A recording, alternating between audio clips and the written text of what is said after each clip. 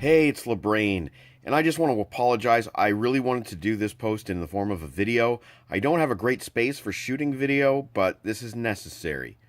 What you see before you right now is my encore reissue of G1 Transformers Omega Supreme, probably one of the biggest Transformers in the early line, and from the first 2 years, probably the biggest.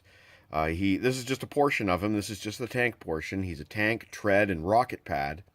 But for the sake of size comparison, this is G1 Omega Supreme. And this is Fanstoys Terminus Giganticus Pack 1, the tank mode. Isn't she gorgeous? Oh my god. And look at that. The details are already tampographed on, no stickers necessary, except for an Autobot logo, which I will throw on there. This baby is huge. It is huge and heavy. It's incredible. Fanstoys is one of my favorite toy companies right now. And I've collected their Dinobots, or I think they're called Iron Diebots in their line. I've collected their Fanstoys Phoenix, which is their Jetfire, and a few other Fanstoys projects. I love their stuff, and I knew of all the Omega Supremes coming out this year, or in the near future, this is the one I was going to get. You can see Omega Supreme still has the face in the back, but this all flips open. This assembly flips open, and you can turn the face around for tank mode to look much more like an actual turret without a face. This takes batteries, L626s, I think. My buddy Jason, who I went down to Toronto to pick this up with, is going to get me some batteries, and we're going to power up our Omegas. I believe it takes one in here, one somewhere in the belly. I'm going to flip them over for a real quick second. I'm going to flip them over, and you can see there's a lot of transparent pieces here. And I think this is largely going to end up being the chest. Oh, and rubber treads. Oops. These are rubber treads and faux wheels here. This is to help on the track portion. You'll see what I'm talking about when we get there. Rubber treads. God, he's gorgeous. Look at this thing. Fanstoys also included 2 replacement pieces. If you don't like that look of that clear plastic, like I said, these are probably going to be the chest in robot mode. I have not transformed him yet. I'll get to that. But yeah, replacement pieces, so you can customize them the way you want to. Also part of the set is this backpack. This is going to become a rocket launcher in base mode, and the backpack of Omega Supreme in bot mode. And for size comparison, here's the original G1 Omega Supreme backpack. The original G1 backpack, it's a brick. It's got a hinge in here to open it. There we go. That's the only articulation in this original G1 Omega Supreme backpack. This new one, I haven't fiddled with it yet, but look at, there's metal. Lots of it. These appear to be where the arms will attach. That appears to be the shoulder. And this thing's heavy as fuck. And again, details are already applied for your convenience.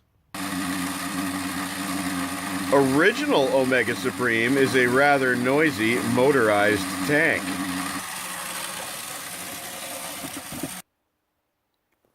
But you see how he came with these treads here, which are, they're just parts. Now, the new Omega Supreme by Fanstoys have a much more elegant solution to this track problem. Behold!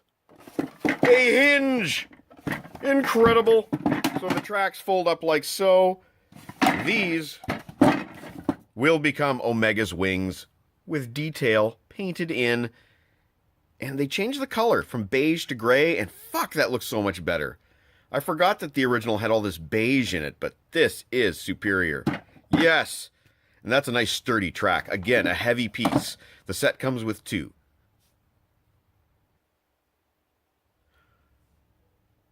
So there is Terminus Giganticus. I mentioned this is Pack A. So the original Omega Supreme also came with a rocket, some larger portions of track that connect everything together, and that's going to be in Pack B, which comes out in November. You can see here on the box what the fully assembled Pack A and Pack B will look like, and in bot mode. Look at all that light up stuff too, light up details. Yeah, this guy's going to be awesome. He'll be easily the biggest Transformer I own.